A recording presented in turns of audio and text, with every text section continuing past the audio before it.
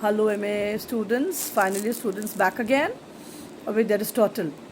And as I have, I am actually just taking bits and parts of Aristotle with you so that you don't get overwhelmed with the entire, corpus of amazing literature in the form of poetics that Aristotle has given us.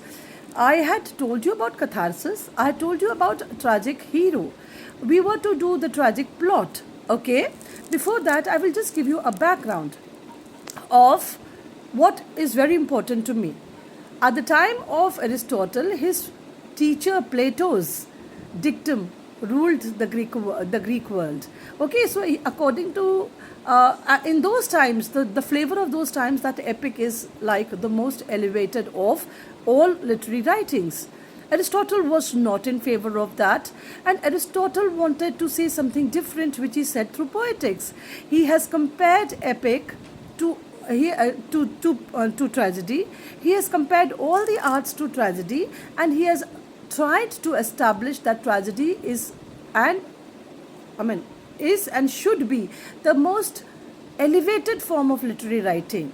And therefore, he gives us such a big analysis of what good tragedy writing is all about in his poetics. So basically, he just went against his teacher Plato, and the likes of Homer were all over Greece. They were almost like demigods. The writers of epics, especially Homer. But Aristotle could take a stand against that and say, no, tragedy according to him. That is what I call literature. That is your view. That is, it is. I teach hundreds and hundreds of students every year. Some of them like me very much. Some of them are indifferent towards me, and some of them go to the extent of just madly loving my teaching. So like I'm nobody to grade you guys. I'm nobody to say no, somebody who loves me is better and somebody who doesn't like me is not good. No, because there is this kind of a leeway that literature gives. That is the leeway that a literary person should give people, whether to like me or not. Okay, so that was Aristotle's great literary tradition of actually being very liberal and actually being very honest and actually being very. He was not a cowardly person. He would not bow down to his teachers, teachings. He would write poetics which would actually sort of move the Greek thought towards literary tragedy. Now we have okay, so one more important thing that I want to discuss with you. I'll do bits and pieces. I'll do all this with you, but as you keep hearing my lectures, you will get a hang of what Aristotle's poetics is all about. Okay, the most important thing, children, as a mother, that I have realized, I always used to read knowledge is all about imitation, knowledge is all about imitation. But when I had this little Anag with me, this little monkey, I realized that yes, knowledge is all about imitation. He imitates his grandmother, me, his father, and my language, So it's such a scary thing that you should never speak bad words in front of the child, because he might speak it in public and the people will know that where is it coming from. So basically, yes, knowledge is all about imitation. So Aristotle first compares tragedy with epic, because epic was the most popular at that time. He wanted to establish tragedy, and he says that all epics elements can be assimilated in a tragedy, and tragedy, while being shown on a theatre, creates an impact on the spectator which no other form of literary piece can create. In fact, not only theatre, like when you're reading tragedy also, the kind of impact that a good tragic plot and a good tragic character can create on you is unparalleled. That was his views. Okay, so the first contribution is imitation, which is mimesis as the source of knowledge. We imitate each other to understand the world, to get the knowledge of the world, outer world, and to understand to understand the feelings and sentiments across the globe, where sort of the human interaction gets easier for us. Like What happens to, I mean, when you go to the when you go to these people, like if you go to Africa and you see the tribals, what do you see there? They don't understand you.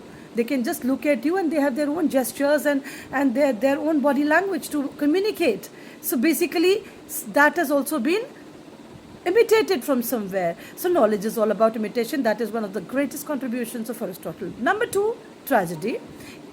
I will give you those points where it compares tragedy with epic. I will make you write them down someday, or maybe just write them down and send you as a PDF.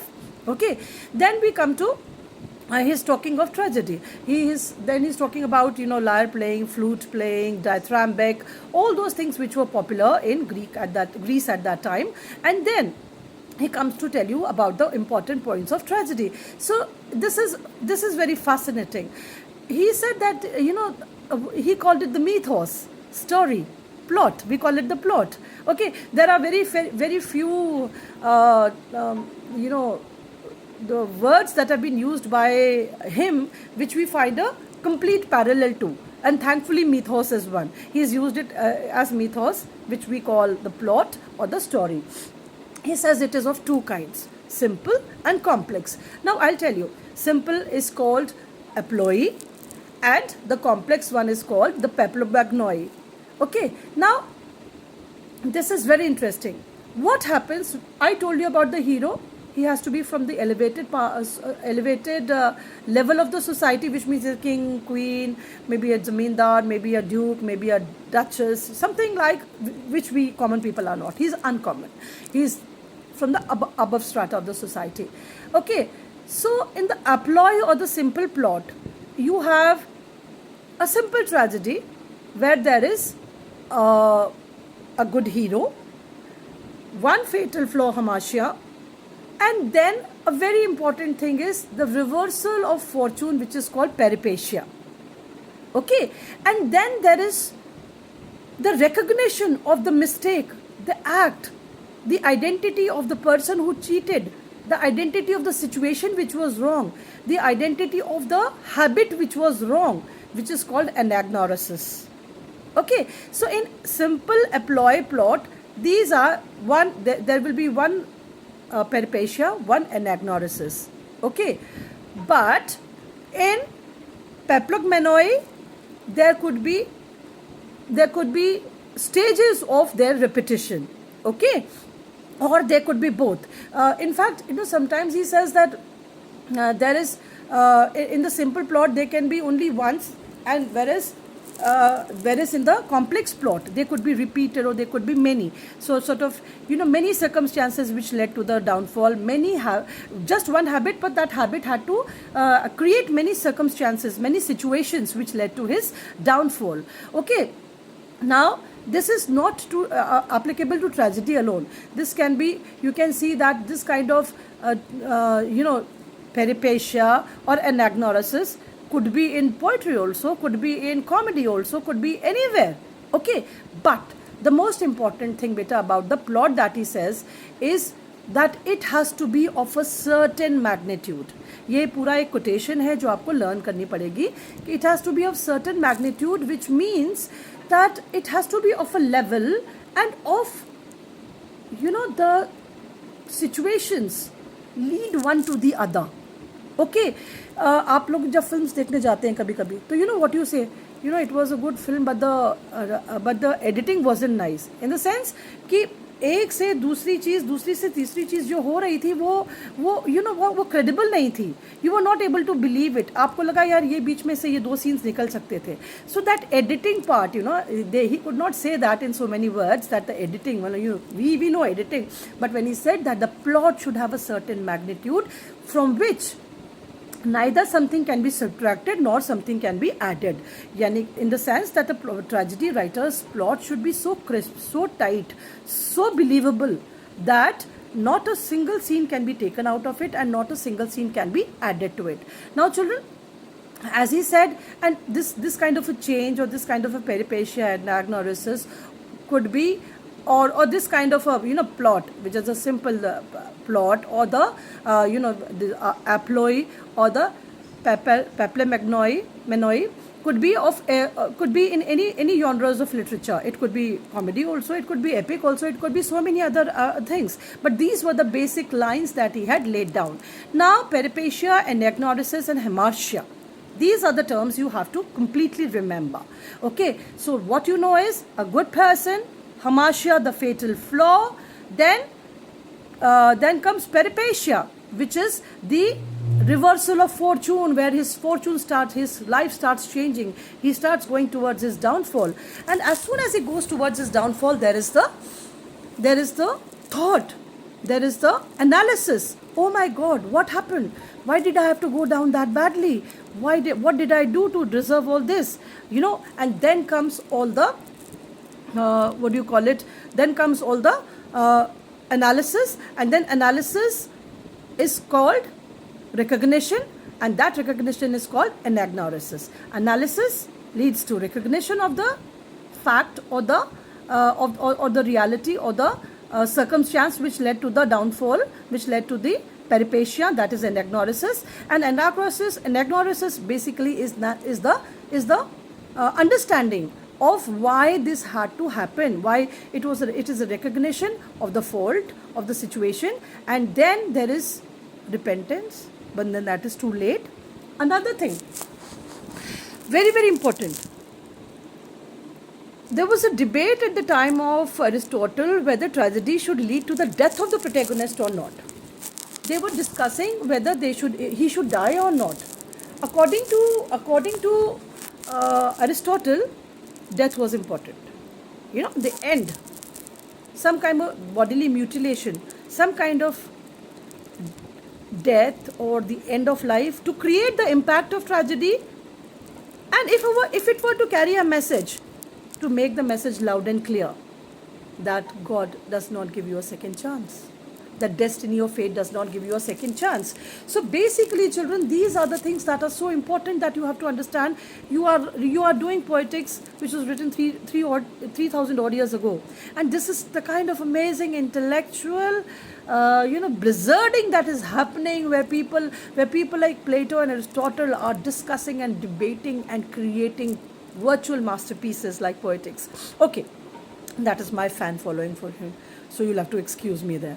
Okay, so we got the Peripatia, Anagnorisis and Hamartia, Peripatia, Anagnorisis. I have repeated again and again so that you get a hang of it in your ears. And again, then we come to what should be the elements of tragedy. So the elements of tragedy, of course, were he's talking about the 6 elements of tragedy: spectacle, dance and dialogue, music. They were the last 3. Okay, they were very subjective in the sense that the writer would see the mood of the audience and then create it. There were always choruses and dances and spectacles. Spectacle का मतलब जानते हैं आप, वो जो जैसे आप देखते हैं अगर रामलीला में जाते हैं तो आपने एक ग्रैंड राम का दरबार देखा है. That is called a spectacle, to create a visual impact. Okay, and the other 3, the first 3, plot, character and dialogue. Now they were supposed to be the internal matters of tragedy. They were supposed to, उनके साथ आप कोई भी, the 6, plot, character and thought, they were subjective, they were internal. उनके साथ you could not be very lackluster. There the tragedy writer had to be on his guard.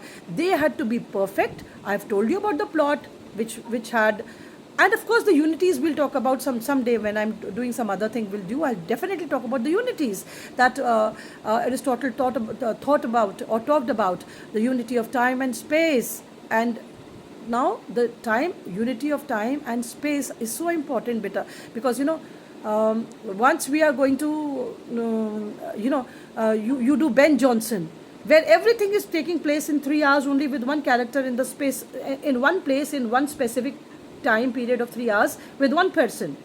Now this rule could never be followed by somebody as great as Shakespeare, because it is very difficult to follow. Okay, so basically plot, character and thought were to be dealt with very, very importantly. Plot had the unity of time and space and person, but it could not have been followed by many people other than Ben Jonson, so we will not do it as much, but he actually had a lot to say about it. And then of course beta, my time is ticking and it will this will stop working. So I will stop here and I will continue in the other this thing other lecture. But I just wind up saying that we have done this, that the plot, character, thought, the subjective and the most important parts of tragedy, diction, music and spectacle can be modulated as the spectators demand. Mimesis is the most important. I did plot with you in which a good person, hamartia, peripecia and agnoresis play an important role. I'll continue. Thank you.